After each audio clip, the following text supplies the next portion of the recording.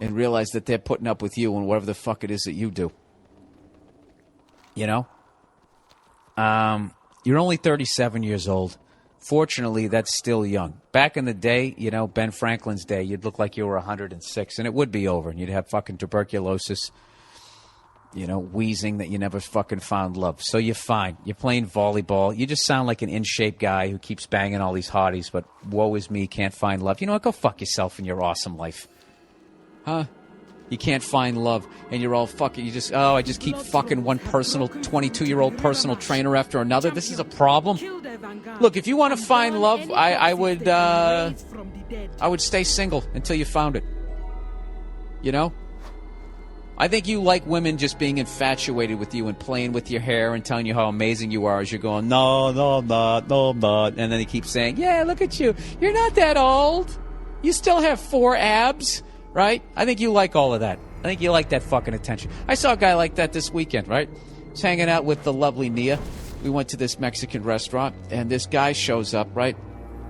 Dressed like Arnold Schwarzenegger. And when he lost a little bit of weight and he was promoting Terminator 2 on Arsenio Hall, and he came out in that leather ensemble, that's how the guy was dressed. And he comes in with this absolutely fucking smoking, I don't know, Brazilian, Armenian, Iranian, I don't know what the fuck she was. Fucking smoking hot chick with like this lime green, I don't even know what. I don't know what the fuck she was wearing. It like, you know, showed like her fucking flat stomach, her fucking round ass. Yeah, I was checking. It's one of those girls you can check out right in front of your girlfriend and she doesn't give a shit. You know, she's like checking her out too. Like, God damn, that bitch is hot. So the bartender cards the guy, which he absolutely loves because he thinks it means that he thinks that he's fucking 21, you know? The guy looked like he was 50, and he just goes, he's like, my friend, he goes, how old do you think I am? He has this big, cheesy, date rape smile with his awful fucking beard, and he's just like, how old do you think I am, right? And the guy goes, I don't know, 35, right? And then Nia goes like fucking like, you know, like goes, makes this gesture of like way higher, and I fucking bursted out laughing, but I don't think the guy saw it because he was so full of, like he actually didn't realize that this kid was just working for his tip. It's like, dude, you look like you're 50, and he goes, he's like, I am 48. You seem like one of those guys, like you're out there hooking up with them. So I would say stop being such a self-involved douchebag and realize that you have faults yourself. Get over yourself. All right. You're actually starting to, because you're starting to slip into those. I'm not, you know, you're in your David Hasselhoff years. Who's kidding who? But you know, if you're gonna be in those years and you haven't found love, you're doing it the best way ever: banging personal trainers and volleyball players. And anyways, that's the picture that you paint of yourself. You could be a tub of shit because you are playing volleyball in Canada. I mean, I don't know how many weeks a year you can do that up there. I can't tell if this is like the picture that you painted is who you really are, or if you're an even bigger psycho and you actually don't look like that, but that's how you picture yourself. Yeah, I would. My advice would be get over yourself and realize that, you know, I'm talking myself in circles. I have no fucking idea. Oh, do you know I ruined a woman's day at the mall? I just remembered that. This woman in a wheelchair. I ruined a woman, an old woman in a wheelchair's day at the mall, and it's been killing me for like the last 2 days. This is what happened. Me and Nia, we were leaving the mall, okay, and we wait for the elevator to open. The elevator opens, and all you see is this beautiful baby. That's the first thing you see when the doors open, is this baby laying in a stroller, looking up, big blue eyes, one of those Gerber-looking babies, right? And me and Nia both go, oh, the second we see it, we're like, how you doing? You know, talking like baby talk to it, and saying to the mother how good-looking the kid is and all that type of shit, and we're goo-goo-gaga about the fucking baby. And she gets off, the doors open. When the doors open, the first thing we see is this old lady in a wheelchair being pushed by some lady.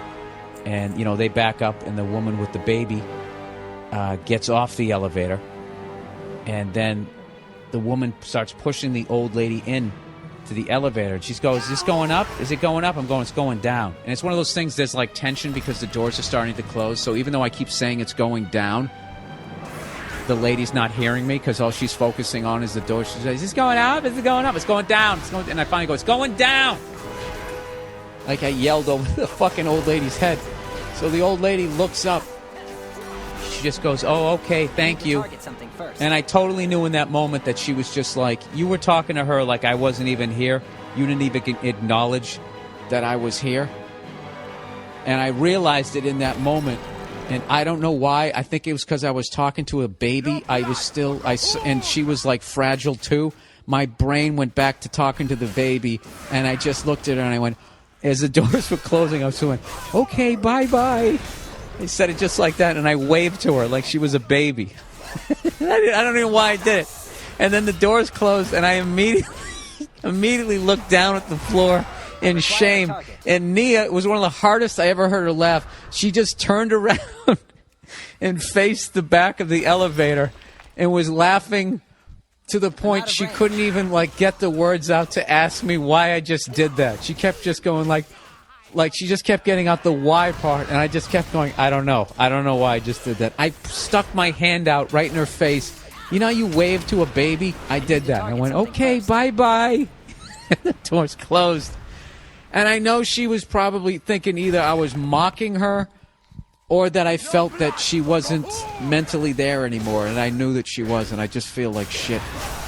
And the reality is I could have ridden the elevator back up and tried to explain myself, but I didn't. I just walked in shame to my Prius. Yeah, it was just a fucking weird week. The whole fucking week was just weird. I had one of the worst nightmares I've ever had in my life last night. I'm laying in bed. It's one of those dreams where like there's something trying to get me, but it's like it's like sort of it's like a force.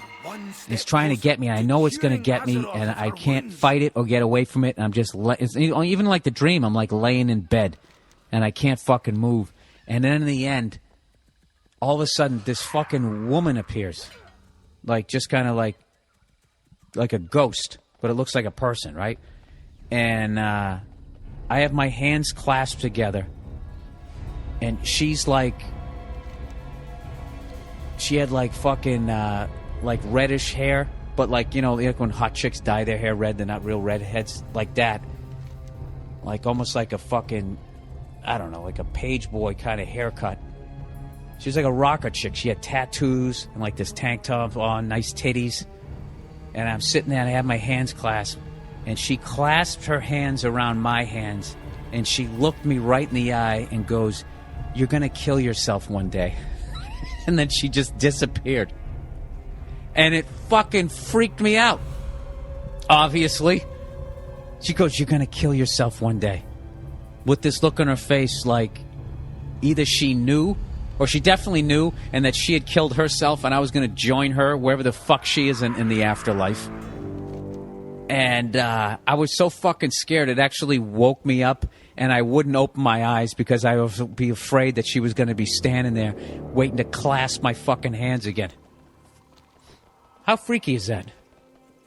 Now let me ask you this, because, you know, I think about killing myself, but I do it in a very mainstream fucking way.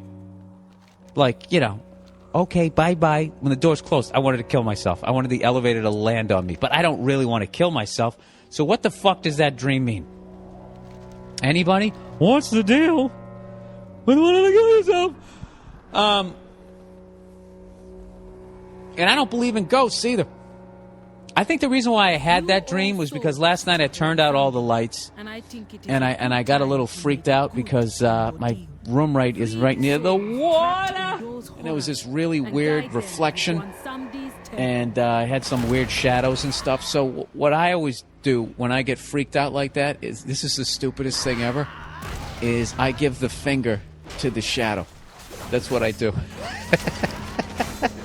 It's something I learned when I was a kid. Because if it is a monster, it's not going to put up with that, right? It's immediately going to come over and do something to me. So if I give it the finger and it doesn't do anything, that when I was a kid, it just let me know that it wasn't a monster or that it was a fucking pussy. and it didn't have it in it, you know? It didn't have that killer instinct, and it was just gonna just stay over there in the corner, which I was fine with, you know? You can spend the night, just don't come over here and kill me. That was basically it. So I did that. I still do it to this day. And I do it kind of as a joke, and it makes me laugh. For some reason, I was thinking about that chick in the ring, just with their fucking hair popping up and doing something to me. You ever do that? You just mind fuck yourself? And I was like, all right, I have 10 seconds to get into the bed, or that chick from the ring is going to appear and fucking kill me. You know? So I got myself in this anxious state, I think, before I went to sleep. And then I ended up having this goddamn nightmare. And she fucking clasped both my hands and goes, you're going to kill yourself one day. And I just sat there laying there. I'm not going to kill myself. Don't open your eyes. Did that freak you out? Well, what gives a fuck? It's been a weird fucking week. You know that awful tragedy out there in Colorado? You know, I was driving in my truck. All I have is fucking AM radio. And so all I could, you know, and that's all they were talking about on talk radio. And I'm one of those guys. Once I see it, it's fucking horrific. I know. I don't want to hear about it anymore. I don't want to know the kid's name and know what his face looks like just in case he's trying to get famous. I just, you know, it's just fucking awful, right? But all I could listen to on the radio, that's all they were talking about. And these fucking people calling in, every goddamn one of them is just saying the same fucking thing over and over again. It's like, who doesn't know that it's terrible? Who doesn't know that it's not a tragedy? Who isn't going to send prayers out to the fucking family? Why do they got to keep calling up? This fucking guy calling up, you know, I believe in a heaven. Target something first. I believe in a hell, and this guy, he's you know, if I was running things, he would definitely shut that. We got it. The fuck are you calling up for? I don't know. It became annoying after a while, and then the talk show host just wanting to keep it going. There was like no other way to say it was a tragedy, and he just kept piling on. It's bad for families. It's bad for the nation. The freedoms that we give people. Then the NRA always has to immediately pile on after somebody uses a gun. Like, this doesn't mean the gun did it. The gun didn't do it. The person did it. Just letting you know, just in case you thought an inanimate object could somehow do shit on its own. You know? And then they always come up with the brilliant, what if everybody was allowed to have a gun, then that wouldn't have happened. Yeah, I think that guy would have killed less people, but I think a lot more other people would have got killed getting shot in the back of the fucking head as people tried to shoot that person. Right? I'm not against guns, by the way, but like, you know, look, everybody can have a driver's license. How many people really are good at driving? You know what I mean? How many people are good at sports? How many people have good hand-eye coordination? Do you want these fucking people with guns? And all of a sudden somebody starts squeezing off some rounds, and those motherfuckers are between you and the guy shooting at you, and you're not organized at all. You know, when like 10 cops go in and storm a house, they know where the fuck they're at for a reason, so they don't shoot each other in the back.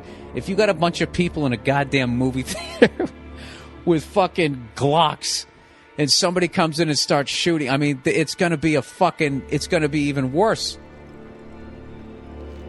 I think what they should do is there's got to be two levels you have to pass to get a gun. Okay? Aside from not being a psycho, you should, when you get a gun, you should then have to become a fucking marksman. All right? And if you're not a marksman, then it affects the caliber of gun that you get. This actually makes a lot of sense. All right? It's like taking the driver's test. You can't go there blind as a bat and they just give you a fucking goddamn car. Like, dude, go fuck yourself. Go down to Pearl Vision and get your game together. They should do the same thing with guns. Okay, I want to get a gun license. Well, God bless America. You can have one. Go over there to the gun range and go shoot at that silhouette over there, right? I'm out of range. You know, if you only hit it once, you get a BB gun. Or maybe one of those little toy guns that shoots the plastic things. You can still put somebody's eye out, though, with it, you know? But if you actually go down there and you're a fucking goddamn maniac, right? Psycho fucking, you know, just everything's a headshot, or center mass, then you get the Glock. Right? Does that make sense? And you just have a safe word. Just something the guy yells with shit like that, and everybody hits the fucking deck, and this guy gets up and just puts 2 right in the fucking psycho's head, and it's over. As opposed to just letting everybody just start fucking shooting. Would that make sense? Oh, if everybody just thought the way I did, the world would be just as fucked up. All right. Anyways, but what kind of people have to fucking call up during a tragedy, and you just have to call up and you just have to reiterate that it was a fucking tragedy? You have to call up and say that I think this guy's going to hell. Like, who doesn't think that? You know? Fucking idiots. Watching this fucking politicians stammering through, family is the, yes, we got it. It's fucking horrible. Just get on with punishing this guy. Go hang that guy by his fucking toes. They won't. They're going to go through some big 9 fucking year trial with this guy. And then they try to blame guns, or they try to blame the fucking movie. And it's just, why, he's out of his fucking, I can guarantee you, before you waste all this money doing all of these studies, this guy is out of his fucking mind. Who the fuck could go in and do something like that? Now I'm doing, see what I'm doing right now? I'm doing what these callers are doing. All right, let's plow ahead here. How the fuck is it 38 minutes in? This is the tragic Monday morning. We're just going to talk about tragedies, one after another. I'll try to somehow find something mildly amusing in all of this shit. All right. Advertisement number 2. Gamefly.com, everybody. Gamefly offers over 8,000 video games. Sends the discs in the mail to you, and you can send it back when you're done playing the games. Do you like video games? Wouldn't it be nice to have 8,000 of them? There's no late fees, no hassles, with access to all the new releases. Works for your PlayStation, Nintendo, Wii, Xbox, and now your PC. For Xbox listeners only, you get a free 15-day 2-disc trial, $22.95 value. If you go to my website, podcast page, and click the Gamefly banner, or go to www.gamefly.com/burr. What is that for listeners? For my listeners only. Okay, for my listeners only, you get it. All right. I thought it said for Xbox players only. I was like, why did they do that? No, it's for my listeners only. www.gamefly.com/burr. All right. And the, what do we got here? The last one here. Number 3, Amazon.com. You guys know the deal, all right? If you go to Amazon.com, just stop by my podcast page first. Click on the Amazon banner. You don't have to do anything after that. If you buy something, they kick a percentage back to me. Doesn't cost anything extra to you. And then I kick 10% to the Wounded Warriors Project. I've actually just been kind of kicking 10% of what I'm making on the podcast to it. And it's been great, even though now I'm on some fucking, junk email list, I think. The second you give any money to anything, then all of a sudden they're just like, we got a live one! Next thing you know, you're getting shit in the mail about penguins. Do you care about this too? Anybody? All right, so plowing ahead. Next, advice, Buddy's X. What's up, Billy boy? I need a little that unlicensed advice that you've been doling out. I like that this guy said that. This is my unlicensed advice that you should not listen to, because I do not